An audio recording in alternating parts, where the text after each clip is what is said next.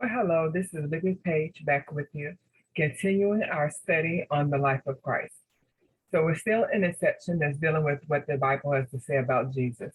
So we're going to go ahead and dive right in. Colossians chapter 1, verses 13 through 14. And that scripture reads like this. And again, I am reading from the King James Version of the Bible.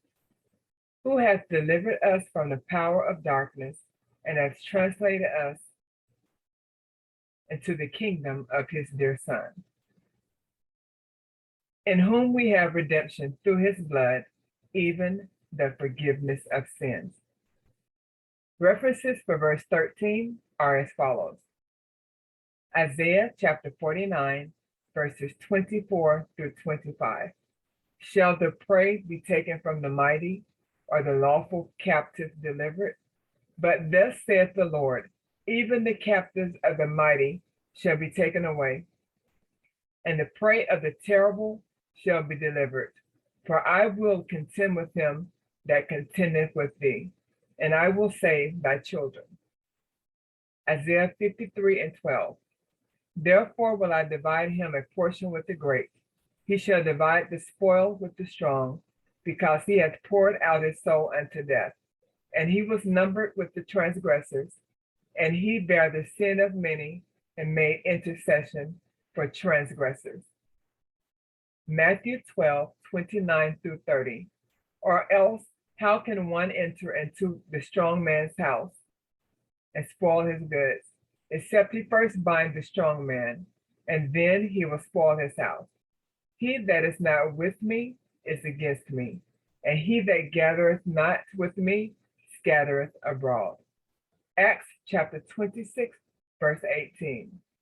To open their eyes and to turn them from darkness to light, and from the power of Satan unto God, that they may receive forgiveness of sins and inheritance among them which are sanctified by faith that is in me. Hebrews 2 and 14. For as much then as the children are partakers of flesh and blood, he himself likewise took part of the same, that through death he might destroy him that had the power of death, that is, the devil. And we're also going to take a look at Colossians chapter 1, verses 19 through 13. And those verses read like this.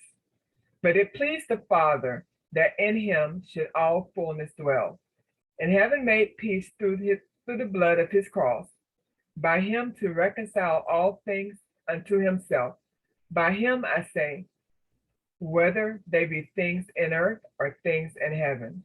And you that were sometime alienated and enemies in your mind by wicked works, yet now hath he reconciled in the body of his flesh through death, to present you holy and unblameable and unreprovable in his sight. If you continue in the faith, grounded and settled, and be not moved away from the hope of the gospel, which ye have heard, and which was preached to every creature which is under heaven, whereof I, Paul, am made minister.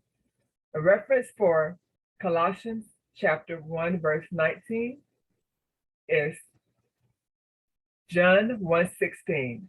And of his fullness have we all received, and grace for grace. References for Colossians 1, verse 21 are as follows. Ephesians 2, verse 1. And you he hath quickened, who were dead in trespasses and sins. Titus 1 and 15. Unto the pure, all things are pure, but unto them that are fouled and unbelieving is nothing pure, but even their mind and conscience is defiled. Ephesians 3:17.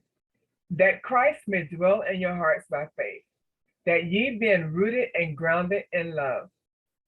And then John chapter 15, verse 6. If a man abide not in me, he is cast forth as a branch and is withered, and men gather them and cast them into the fire, and they are burned. It is amazing to realize that our response to God through Jesus reconciled us to himself. That means that he restored our friendship with him. In spite of what you and I may have done, Jesus has paid the price to rescue you and I. You cannot do one thing that he has not already paid for with his death and the resurrection so that you can come to really know him. So I challenge you to spend some time today getting to know who Jesus is according to the scriptures. Regardless of the circumstances that are happening in your life right now, take a moment and thank God for what he has done for you. Thank you for tuning in, and I will see you soon.